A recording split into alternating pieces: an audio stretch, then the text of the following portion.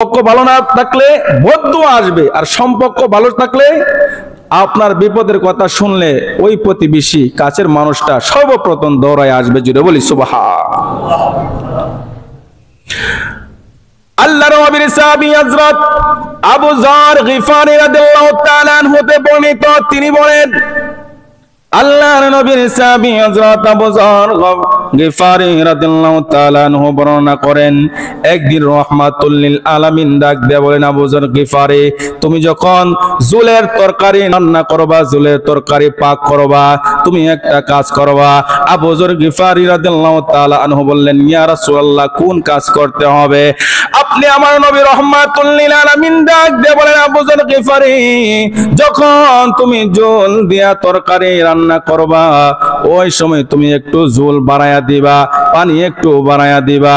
এই কথা যখন রাহমাতুল লিল আলামিন বললেন, আবু যর গিফারী রাদিয়াল্লাহু তাআলা আনহু ডাক দিয়ে বলেন, ইয়া রাসূলুল্লাহ, ইয়া হাবিবাল্লাহ, নবী গো, ও রাহমাতুল লিল আলামিন, আপনি বলেছেন আমি যখন ঝোলের তরকারি পাক করব একটু ঝোল বাড়ায়া দেওয়ার জন্য। ইয়া রাসূলুল্লাহ, ইয়া হাবিবাল্লাহ, বেয়াদবি ক্ষমা করবেন, জানতে চাই কিসের জন্য ঝোলটা একটু বাড়ায়া দিব?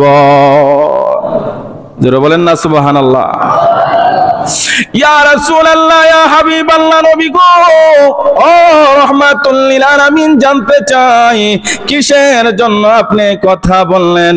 এই কথা যখন আবু যর গিফারী রাদিয়াল্লাহু তাআলা আনহু বললেন, নবীকে যখন প্রশ্ন করলেন, রাহমাতুল লিল আলামিন ডাক দিয়ে বলেন, আবু যর গিফারী, এই জন্য আমি রাহমাতুল লিল আলামিন বলেছি, যখন তুমি ঝোল দিয়া তরকারি রান্না করবা তখন ঝোলটা একটু বাড়ায় দিবা, কারণটা হলো ঝোলটা যদি তুমি একটু বাড়ায় দাও তরকারি একটু বেশি হবে, তোমার পাড়া প্রতিবেশী যেন এই তরকারির মধ্যে অংশগ্রহণ করতে পারে।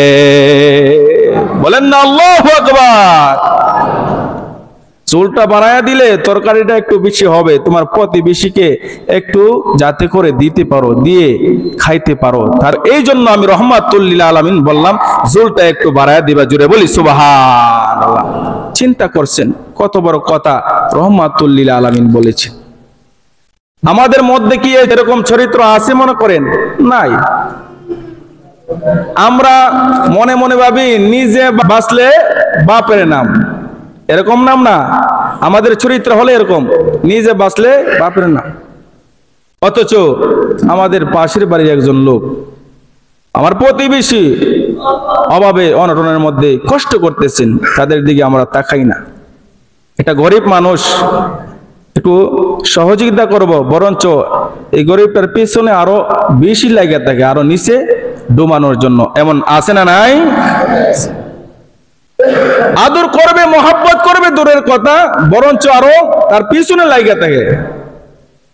অথচ রাসূলুল্লাহ সাল্লাল্লাহু আলাইহি ওয়াসাল্লাম বলেন, আবু যর গিফারী, তুমি যখন তরকারি পাক করবা ঝোলটা একটু বাড়ায় দিবা, যাতে করে তোমার প্রতিবেশীকে নিয়ে তুমি খাইতে পারো। জোরে বলি সুবহানাল্লাহ।